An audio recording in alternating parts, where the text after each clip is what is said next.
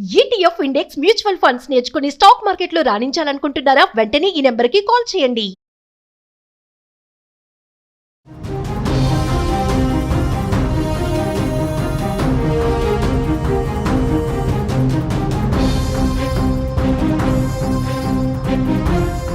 నమస్తే, welcome to our channel. ప్రస్తుతం మనతో పాటు ఉన్నారు అనలిస్ట్ రామకృష్ణ గారు. సార్తో మాట్లాడదాం. నమస్తే సార్. నమస్కారం అమ్మా.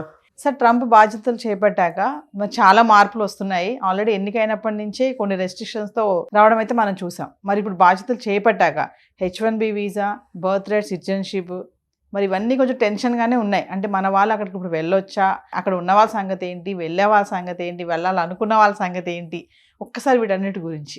అయితే ఇంతకాలం ఏమవుతుంది అని స్పెక్యులేషన్స్, ఊహాగానాలు అవన్నీ అంటే వాటన్నిటికి తెరబడింది. సంతోషం. రాగానే ఇదేదో సినిమా ఇంట్రడక్షన్లో హీరో వస్తాడు చూడండి, వచ్చిన వెంటనే దడ దడ దడ ఇంట్రడక్షన్ ఫైట్ ఎలా ఉంటుందో ట్రంప్ 2.2 ఆల్మోస్ట్ అలాగే ఉంది. ఎగ్జిక్యూటివ్ ఆర్డర్స్ పైన అసలు ఒకసారి దడ దడ దడ మీరు ఆ వీడియో కానీ చూసారంటే వాడు వచ్చి చెప్తాడు, ఇదిగో ఇది ఇలా ఉంది అంటే అంతే కదా, అసలు ఇది ఎందుకు ఉంది, ఇప్పుడు పోయింది, వెళ్ళిపో అని చెప్పేసి ఆయన చాలా అదే చెప్పే కదా, సినిమా ఇంట్రడక్షన్ ఫైట్ ఎలా ఉంటుందో అలాగే ఎగ్జాక్ట్లీ అయింది. పొలిటికల్ ఇంట్రడక్షన్ ఫైట్ అనమాట ఇది. ఆయన చాలా క్లియర్ ఉన్నారు, నేనేమనుకుంటున్నాను అవన్నీ నేను చేస్తున్నాను లేదా చేసి చూపిస్తున్నాను అన్నట్టుగా ఆయన స్టార్ట్ చేశారు.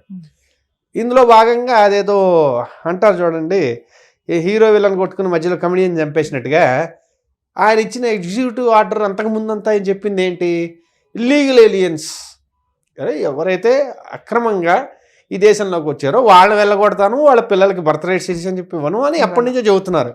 సడన్గా ఎగ్జిక్యూటివ్ ఆర్డర్కి వచ్చేసరికి దాని ఇవి మారిపోయాయి, టర్మ్స్ ఆఫ్ రెఫరెన్స్. ఆయన ఏమంటాడు, ఇప్పుడు ఇద్దరిలో ఎవరో ఒకళ్ళు సిటిజన్ అవ్వాలి, ఇది మన తల్లిదండ్రులు ఎవరో ఒకళ్ళు సిటిజన్ అవ్వాలి, లేదా గ్రీన్ కార్డ్ హోల్డర్ అవ్వాలి, లేకపోతే బేసిక్గా అక్కడ వీసాదారులుగా ఉంటారు, వాళ్ళ పిల్లలు అలా ఉంటారు.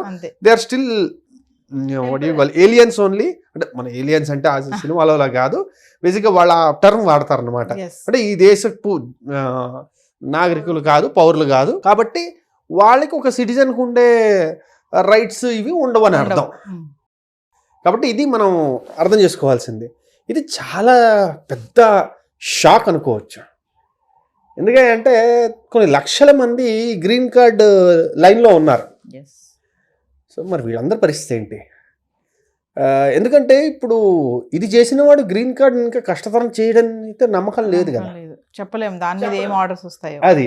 సో అందువల్ల అదొక చాలా పెద్ద డైలమా ఉంది. రెండోది, బర్త్ రైట్ సిటిజన్షిప్ ఏదైతే ఉందో దాన్ని కరెక్ట్గా మనం చూసామంటే ఫిబ్రవరి 20వ తారీఖు నుంచి అమల్లోకి వస్తుందని చెప్పాడు. అయితే ఈ లోపల చాలామంది చెప్పింది ఏంటంటే ఇది జరిగే ఛాన్స్ లేదు, చాలామంది ఆల్రెడీ కేసులు వేసేసారు సుప్రీంకోర్టులో, ఇది అన్కాన్స్టిట్యూషనల్. సో ఇప్పుడు మనం ఒక్కొక్కటి మాట్లాడుకుందాం, అంటే ఆ రూట్లు మాట్లాడుకుంటున్నాం. ఏం జరగబోతుందంటే నేను కాలజ్ఞానం తెలిసిన పోతులూరు వీరబ్రహ్మేంద్ర స్వామిని కాదు కాబట్టి చెప్పలేను, కానీ రూట్స్ ఎలా ఉన్నాయని చెప్తాం. ఫస్ట్ ఒకటి, వీళ్ళు సుప్రీంకోర్టుకు వెళ్ళారు. సుప్రీంకోర్టుకి వెళ్తే అక్కడ 9 మంది జస్టిసెస్ ఉన్నారు, న్యాయమూర్తులు. అయితే అక్కడ న్యాయమూర్తుల్ని ఒక్కొక్క పార్టీ నియమిస్తుంది. ఒక్కొక్క ప్రెసిడెంట్, పార్టీ అండంగా అంటే ఒక్కొక్క ప్రెసిడెంట్, రిపబ్లికన్ ప్రెసిడెంటా, డెమోక్రాటిక్ ప్రెసిడెంటా వాళ్ళు నియమిస్తారు. జనరల్గా వాళ్ళు కొంచెం ఆ పార్టీకి తగ్గట్టు ఆ ఆలోచన ధోరణికి కొంచెం సింపథెటిక్గా ఉంటారు. ఏదో మొత్తం అంతా ఏదో సినిమాలో చూపించినట్టు అలా అని కాదు, వారు ఆ ఆలోచన ధోరణికి వాళ్ళు కొంచెం సింపథెటిక్గా ఉంటారు. ఆ రకంగా చూసుకుంటే ఇప్పుడు ఉన్న 9 మందిలో 6 రిపబ్లికన్ జడ్జెస్. ఓకేనండి, న్యాయమూర్తులు 9లో 6 రిపబ్లికన్ లీనింగ్, 3 డెమోక్రట్ లీనింగ్. సరే వెళ్ళారు సుప్రీంకోర్టులో, వాళ్ళకే తీర్పు ఇచ్చారు. కరెక్టే, ఈయన ఇచ్చిన ఆర్డర్ కరెక్ట్ అన్నారు అనుకోండి, అంటే వాట్ ఎవర్ లీగల్ టెర్మినాలజీలో అయిపోయింది, ఇంక మనం ఇంకేం మాట్లాడక్కర్లేదు. చాలామంది పెట్టే బేడ సర్దుకుని ఇంక వెనక్కి వచ్చేయాల్సి ఉంటుంది. లేదు వాళ్ళు ఇది కాదు చెల్లదు, ఇది ఓన్లీ ఇల్లీగల్ ఏలియన్స్కి మాత్రమే చెల్లుతుంది, వీళ్ళకి కాదు అన్నారనుకోండి, అప్పుడు దాన్ని ఆల్టర్నేటివ్గా వాళ్ళు ఏం చేస్తారంటే మనం ఎదురు చూడాలి. ఎందుకంటే ఇదంతా ఒక స్టెప్ బై స్టెప్ నడుస్తోంది. ఇప్పుడు ఆయన చెప్పాడు, పులి మీద పుట్టలాగా సడన్గా ఇది కొత్తగా వచ్చింది, వచ్చిన దాన్ని ఇది మనం ముందు హ్యాండిల్ చేయాలి. ఇది అక్కడికి వెళ్ళిన తర్వాత వాళ్ళు చెప్పిన దాన్ని బట్టి మళ్ళీ వీళ్ళు నెక్స్ట్ ఇంకేం చేస్తారంటే చూడాలి. సో ఇది ఫస్ట్ ఒకటి Yeah. లీగల్ రూట్లో ఎస్ అయితే ఒకటి, నో అయితే ఒకటి. సరే లీగల్లో రిజెక్ట్ చేశారు, అప్పుడు ఏం చేయాల్సి ఉంటుంది? ఈయన కాన్స్టిట్యూషన్ మార్చాల్సి ఉంటుంది. అంత ఈజీ ఏం కాదు. ఒకటి 2 హౌసుల్లోనూ 2/3 మెజారిటీ రావాలి. తర్వాత మొత్తం స్టేట్స్ అన్నిటి నుంచి ఆల్మోస్ట్ 4/5 ఆఫ్ ది స్టేట్స్ నుంచి మనకి ఇది రాటిఫికేషన్ రావాలి, which is like next impossible. The current political climate అసలు అది అయ్యే అవకాశం అసలు లేదు. సో అసంభవం అనొచ్చు. కాబట్టి అదైతే లేదు ఇంకా. సో ఏమైనా చేస్తే విత్ ఇన్ ది లీగల్ బౌండరీస్లో ఏమైనా మళ్ళీ చిన్న మార్పులు చేయొచ్చు. అది ఏదో ఉంది, వెన్ యూ కాంట్ కన్ఫ్యూజ్ అని ఒకటి ఉంది.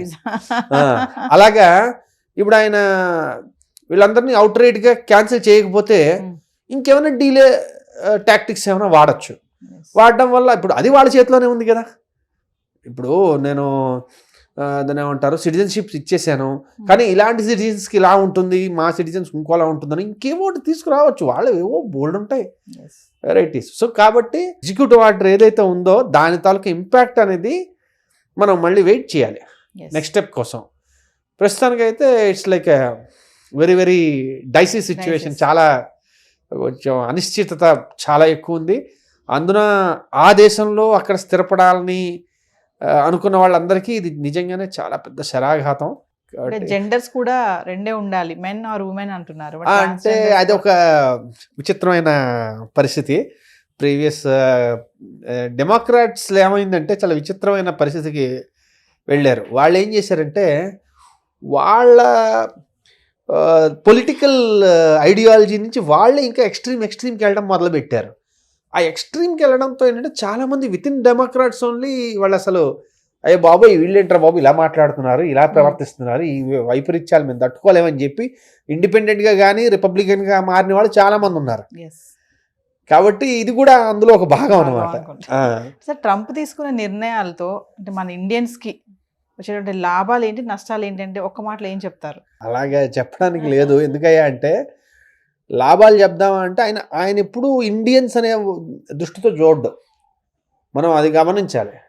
ఆయన చేసిన దానివల్ల ఇండియన్స్కి ఏంటనేది మనం ఆలోచించుకుంటాం, కానీ ఆయన ఇండియన్స్ అనే ఉద్దేశంతో చూడ్డు. ఆయనకి కావాల్సింది America's supremacy over the world, ఆధిపత్యాన్ని ఎలాగ మెయింటైన్ చేయాలన్నది ఆయన ఆలోచన. అంతే తప్పించి ఇండియన్స్ ఏంటి, చైనీస్ ఏంటి అంటే ఆయనకు ఉన్నాయి. ప్రతి దేశం మీద ఆయనకు కొన్ని నిర్దిష్టమైన అభిప్రాయాలు ఉన్నాయి. ఆ అభిప్రాయాల పరంగా వాళ్ళతో ప్రవర్తిస్తాడు. అందుకని మిగిలిన దేశాలను పట్టించుకోవడానికి చెప్పట్లా, కానీ ఆయన ఆలోచన ధోరణి ఎప్పుడు అమెరికా పరంగా ఉంటుంది. కాబట్టి ఆయన రాయి సిరితే మన మీద పడుతుందేమో అని మనం భయపడాలి తప్పించి ఆయన ఇండియన్స్ చూసి రాయి సిరడం అనుకోవడం తప్పు అంటున్నారు. ఈ బర్త్ రైట్ సిటిజన్షిప్ తీసేయడం అనేది పెద్ద ఎఫెక్టే కదా సార్? మేజర్లీ చూసుకుంటే ఇది ఒక రకమైన స్కామ్ లాగా కూడా ఇంతకుముందు ఒకసారి అనుకున్నాం. ఒక పెద్ద స్కామ్ లాగా కూడా ఈ బర్త్ టూరిజం అని చెప్పేసి ఒకటి నడిపించారు, చెప్పినట్టున్నా ఇంతకుముందు ఒకసారి అక్కడికి వెళ్ళి కనడం. సో దానికోసం స్పెషల్గా ఇవి ఉంటాయి అన్నమాట ఏజెన్సీలు. సో మేజర్లీ మెక్సికన్స్, ఇండియన్స్ వీటిని బాగా వాడుకున్నారు. సో అందువల్ల ఇది ఇంకొకటి ఏంటంటే ఈ సిటిజన్షిప్ రావడం ఏంటి అంటే అదొక ప్రెస్టీజ్ పాయింట్ కూడా అన్నమాట. చాలా మంది ఆ ప్రెస్టీజ్ కోసం వెళ్తూ ఉంటారు. ఏదో వాళ్ళు ఉండేది ఇండియాలోనే ఉంటారు, అంతా చేస్తుంటారు, కానీ మా అబ్బాయి అమెరికన్ సిటిజన్ తెలుసా అని చెప్పుకోవడానికి అదొక ఫీలింగ్, ప్రెస్టీజ్. అంతే. Thank you sir. ఓకేనమ్మా.